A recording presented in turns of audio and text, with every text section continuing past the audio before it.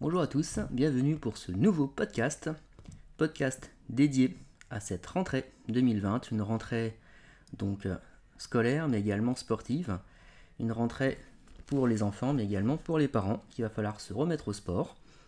Se remettre pourquoi? Parce qu'avec la période d'été, il y a beaucoup de personnes qui font des coupures et dans le contexte particulier où on est, il y en a qui n'ont pas fait de sport également pendant le confinement, donc ça fait plusieurs mois qu'il n'y a pas eu d'activité pour certains. Heureusement, ça ne concerne pas tout le monde. Mais dans tous les cas, il va falloir se bouger. Se bouger parce qu'on a vu sur les podcasts précédents qu'on prenait en général 2 kilos pendant ses vacances, plus 2,5 kg du confinement, ça commence à faire beaucoup, donc il est temps de se bouger. Donc sur le sport, il y aura 2 points importants que je vais traiter. C'est le sport par objectif et le sport plaisir.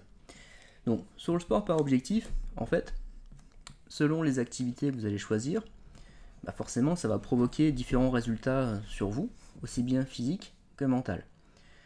Donc j'ai décelé donc 6 types de pas dire de résultats, mais de ce que peut provoquer le sport chez vous.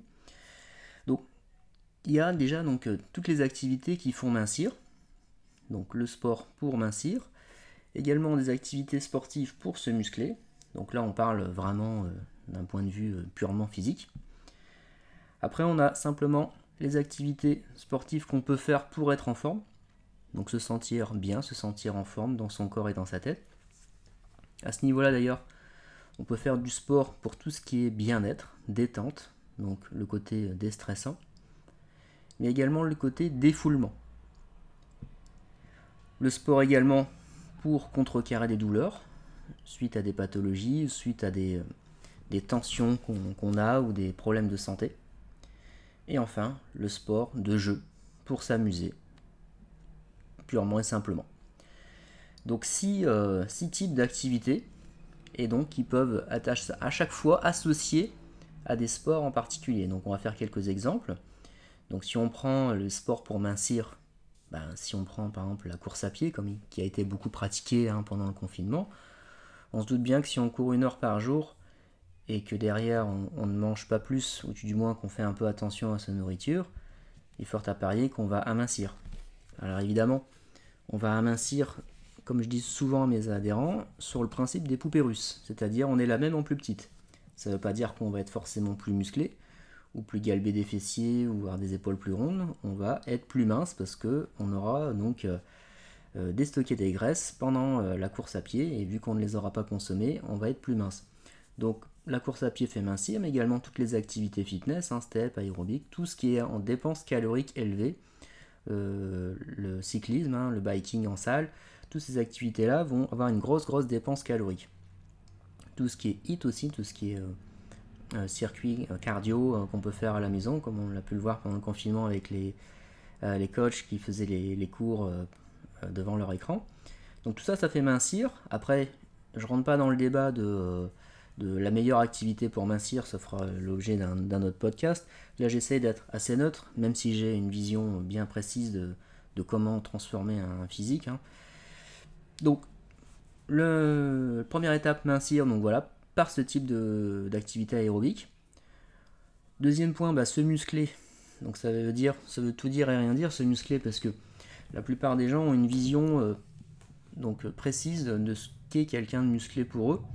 Donc par exemple, quand les gens me voient, ils vont dire soit c'est trop musclé, ou soit c'est bien, ou soit c'est pas assez musclé. Ça m'est même déjà arrivé d'avoir des gens qui me disaient si moi-même je faisais du sport. Parce qu'en fait, habillé, je ne fais pas très musclé. Donc en fait, c'est subjectif.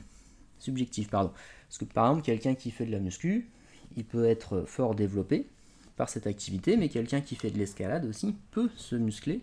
Il aura forcément un corps peut-être plus sec, plus dessiné, moins volumineux, avec des muscles moins proéminents, mais il sera quand même musclé. Donc tout dépend aussi de votre vision des choses. Donc, si vous faites du rugby, c'est que vous êtes peut-être déjà une carrure aussi naturelle, et par cette activité, vous allez aussi vous muscler, en parallèle de faire de la préparation physique. Donc tout ça c'est subjectif, mais si on devait dire un sport principal pour se muscler, évidemment on dirait musculation. Troisième point, être en forme. qu'est-ce qui pourrait nous rendre en forme d'une manière globale? À proprement parler, je dirais du CrossFit, parce que c'est une activité qui est complète, cardio, renforcement, il faut être souple, athlétique, il faut savoir être bon en gym, enfin c'est vraiment une activité qui est complète. Donc si on voulait avoir une activité pour être en forme d'une manière globale, je dirais le CrossFit, mais également tout ce qui est athlétisme. Je trouve que c'est un sport qui est très complet, comme par exemple en triathlon ou en décathlon, où là c'est vraiment des activités où il faut être bon partout, même si c'est une forte connotation aérobique. Donc pour être en forme, oui, je résumerai par le CrossFit, même si j'ai pas d'action chez CrossFit, c'est comme je vous dis ma vision des choses.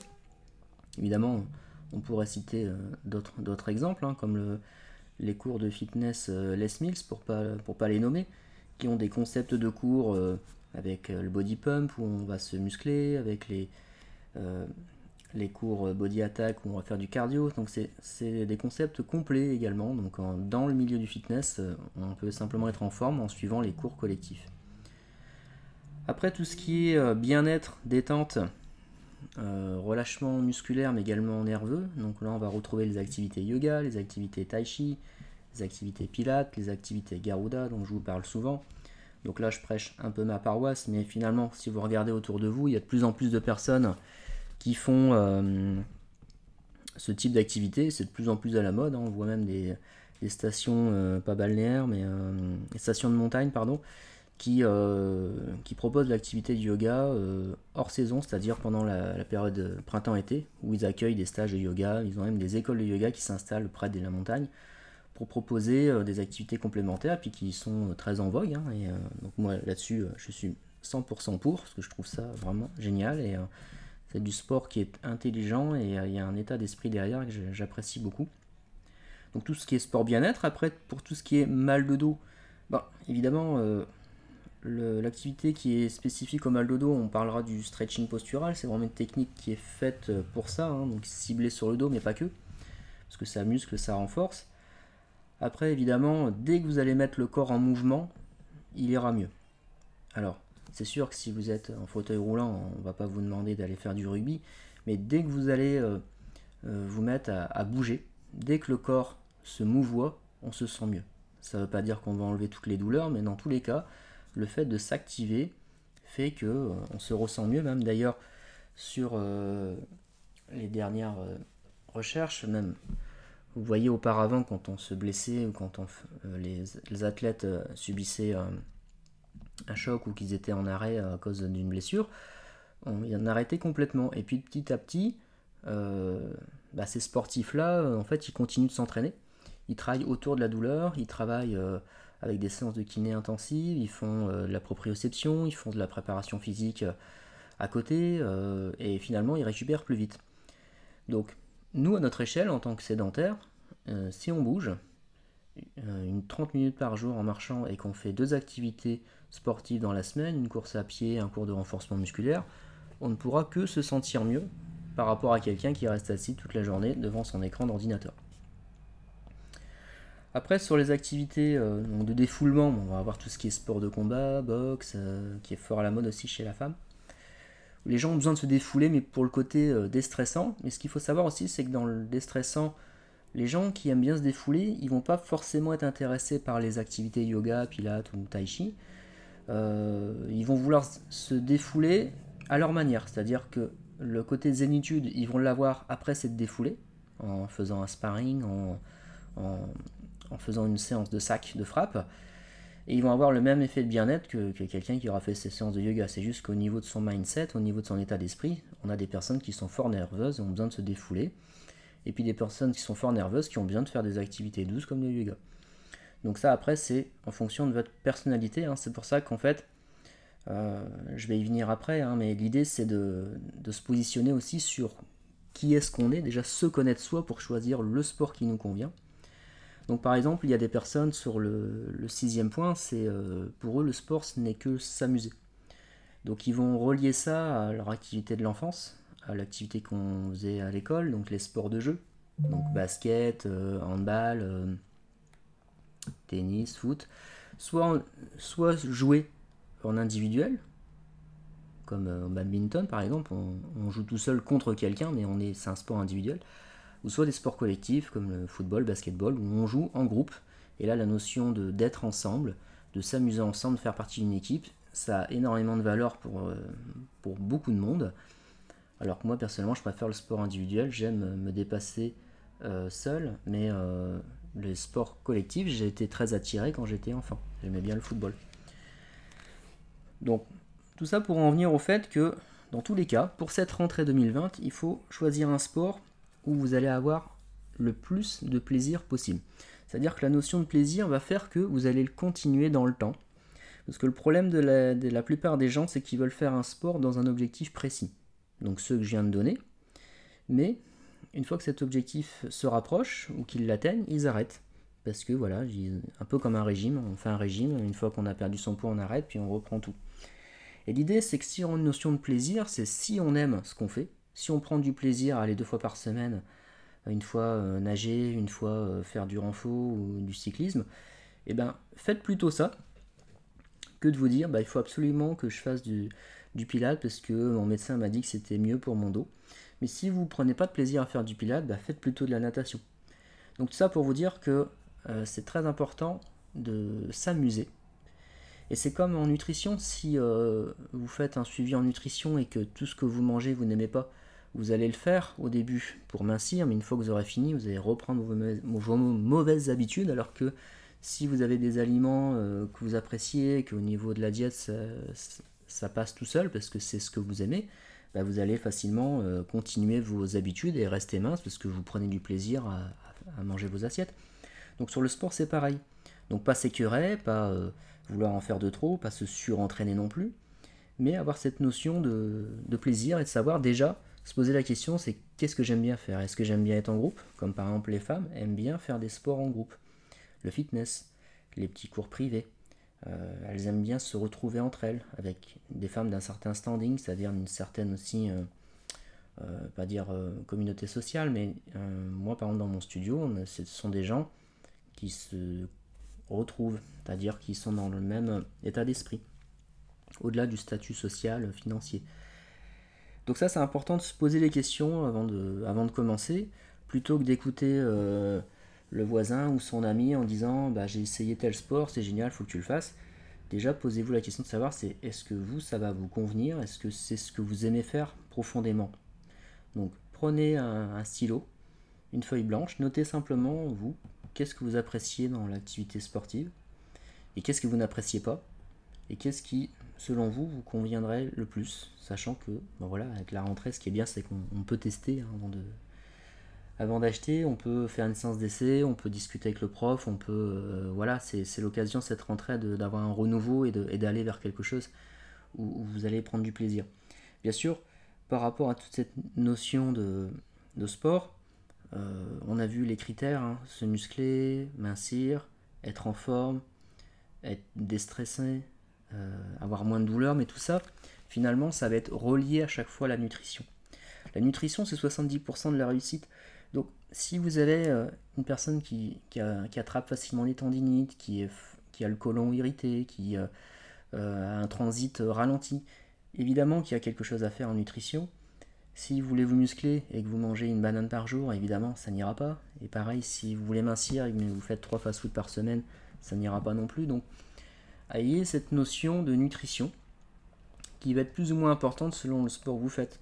Si vous voulez faire du basket dans un esprit de vous amuser, évidemment que la diète c'est moins important.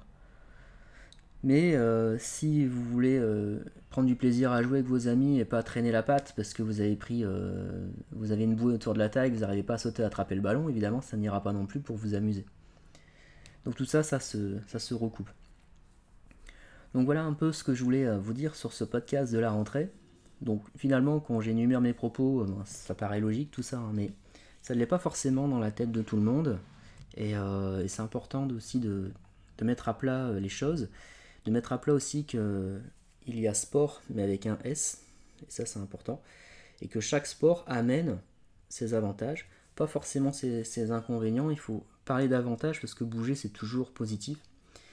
Et pensez à relier ça à la nutrition. Ça engage à rien, ou si vous êtes perdu là-dedans, prenez un rendez-vous avec une diététicienne ou un médecin nutritionniste ou un coach spécialisé là-dedans qui peut vous faire simplement un bilan pour vous remettre sur les bons rails ou attirer votre attention sur des erreurs que vous pouvez faire. Et au niveau du sport, bien sûr, faites attention de bien vous poser les questions et d'essayer une fois, deux fois, trois fois avant de vous engager. C'est vrai que là, on est dans une société où on nous pousse à la consommation, on nous pousse à prendre un an d'abonnement tout de suite sans savoir trop ce qu'on achète. Et c'est important d'après sa séance, de se dire est-ce que j'ai pris plaisir, est-ce que je me vois faire ça dans 6 mois, 1 an, 10 ans. Posez-vous ces questions-là. Et si c'est ok pour les questions que vous venez de répondre, bah foncez, hein, parce qu'évidemment je ne peux que vous encourager à bouger. Sur le sport, la plupart des gens voient donc les intérêts que je viens d'énumérer, hein, les 6 points, mais aussi tous les points que les gens ne pensent pas, hein, le fait de se sentir plus en confiance, de se sentir mieux tout simplement parce que on bouge, du coup on sécrète des hormones, on a parlé tout à l'heure de déstressant, de défoulement, oui, mais aussi un côté bien-être profond où vous vous sentez apaisé, vous vous sentez aussi plus à l'écoute de vos proches, hein. Quand on fait après une séance de sport, on se sent toujours mieux. Donc quand vous rentrez de votre séance, que vous êtes détendu, vous êtes plus à même à écouter votre femme ou votre mari ou votre enfant que si vous sortez du boulot avec la tête enfarinée de tout ce que vous avez dû gérer dans la journée, vous n'avez pas du tout la même écoute. Donc voyez aussi le sport comme quelque chose une arme complémentaire pour vous sentir mieux dans votre vie. Ça faisait un moment qu'on n'avait pas fait un podcast, hein. Cet été on a fait surtout les exercices sportifs pour s'entretenir. Donc je vous avais fait quelques vidéos que vous retrouvez sur ma chaîne YouTube. Ce podcast est également sur la chaîne YouTube et aussi décrit pour le Nord Littoral chaque lundi et également sur le blog qui est sorti là juste cette semaine où je vais remettre tous les articles si vous voulez les relire plutôt que de les écouter ou simplement envoyer l'article à des amis. Donc la petite nouveauté pour cette année 2020, cette rentrée 2020 et je vous souhaite à tous d'ailleurs une très bonne rentrée et donc plein de bonheur pour cette rentrée, plein de réussite. Je vous dis à très bientôt, merci.